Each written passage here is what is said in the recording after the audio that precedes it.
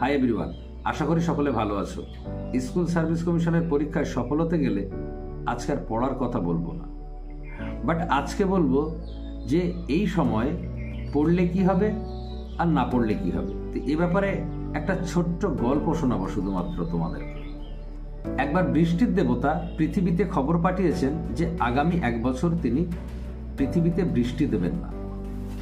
এখন এই খবর শুনে গ্রামের সমস্ত কৃষকরা তাদের লাঙল বলদ সবাই বাড়িতে তুলে রেখেছেন এবং চাষ করা বন্ধ করে দিয়েছেন।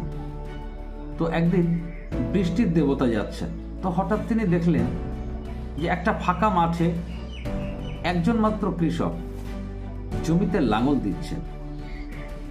তো এই ঘটনা দেখে বৃষ্টির দেবতার হঠাৎ মনে হলো, আরে আমি তো খবর পাঠিয়েছি আগামী 1 বছর বৃষ্টি দেব না, আর বৃষ্টি না দিলে চাষ হবে না, আর চাষ যদি না হয় তাহলে এই ব্যক্তি কেন জমিতে লাঙল দিচ্ছেন। এটা জানার খুব ইচ্ছে হলো বৃষ্টির দেবতার।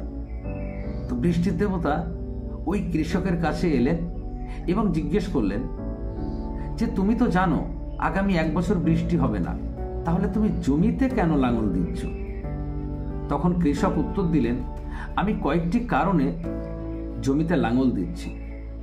প্রথম কারণ হচ্ছে, আমি যদি জমিতে লাঙল দেয়া বন্ধ করে দিই তাহলে এই জমি আগাছায় পরিপূর্ণ হবে এবং একটা সময় সেই আগাছার জঙ্গল আমাকে কাটতে আরো বেশি পরিশ্রম করতে হবে। তার তুলনায় এখন আমার পরিশ্রমটা অনেক কম হচ্ছে। দ্বিতীয় কারণ, আমি যদি 1 বছর ধরে লাঙল দেয়া বন্ধ করে দিই তাহলে কিভাবে লাঙল দিতে হয় আমি সেটা ভুলে যাব। তাই আমি আমার অভ্যাসটাকে চালু রাখার জন্য আমি এই লাঙল দিয়েই যাচ্ছি। আর তৃতীয়ত, আগামী 1 বছর বৃষ্টি হবে না জেনেও আমি আমার জমিতে লাঙল দিয়ে চাষের উপযুক্ত করে রাখছি এবং চাষের জন্য প্রস্তুত করে রাখছি। তার ফলে যখন বৃষ্টি হবে তখন এই মাঠে প্রথম আমার জমিতে ফসল হবে এবং এই মাঠের সেরা ফসল হবে।